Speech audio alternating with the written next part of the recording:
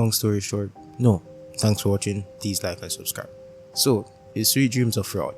On the surface, it might seem like a hard accusation, but let's dig deeper. Sweet, as many of you know, has reserved the title of one of the best IGLs in the game. His game sense, decision making, and mechanical skills are top tier, yet despite all this, he hasn't secured any major wins in the S tier category of Apex Legends esports. We're talking about the ALGS lands, the biggest stages in the game, events where legends are truly made. Sure, he has solid placements, but when it comes down to the big trophies, his cabinet is pretty bare. Sweetdreams is often put on a pedestal by fans and analysts alike. He is seen as a strategic mastermind, someone who can make plays that leave others in awe. But the question is, can you really be considered one of the greatest if you don't have the titles to back it up? In esports, and really in any other competitive field, legacy is often determined by your ability to win when it matters the most. Sweet has yet to prove himself on this front, and that's where the term fraud starts to creep into the conversation. Let's talk about Sweet's legacy. When you think of his contribution to the game, one thing stands out: rat plays.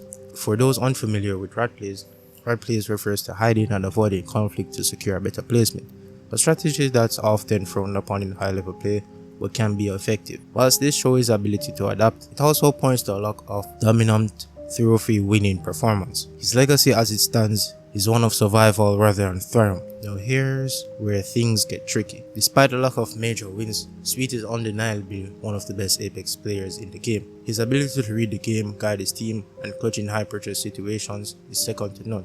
But as much as we can praise his individual skill and leadership, history tends to remember those who win, without those big titles being one of what could have been rather than what was. So why isn't Sweet won those major trophies? Let's break it down. His opponents might simply want it more. When you're at the top, complacency can set in, and other teams are always hungry to take your spot. From what we can see, Sweet doesn't seem to grind the game as much as he used to. In a game as fast paced of Apex Legends, staying sharp is crucial, and any drop time and play time can lead to a decline in performance. Sweet also has a tendency to overextend during matches, a habit that can lead to unnecessary risk. Interestingly, this is something that Hackis from Alliance struggled with as well, until he adjusted his playing style to more of an anchoring IGL role, which led to his team's success at the EWC. It is well earned, it is well deserved, but listen, it's because of your phenomenal performance, but not only that, because of these two guys.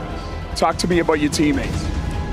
They played amazing in this LAN, we kind of changed up our role synergy a little bit, where I take a little bit of a safer position, play a little bit more support, let them be a duo and play together and just kill everything. Like, the thing we've been practicing the most is just letting them 2v3 every single team in the world, so even here we can do it, So in truth and in fact, is Sweet a fraud? It's not a simple yes or no answer.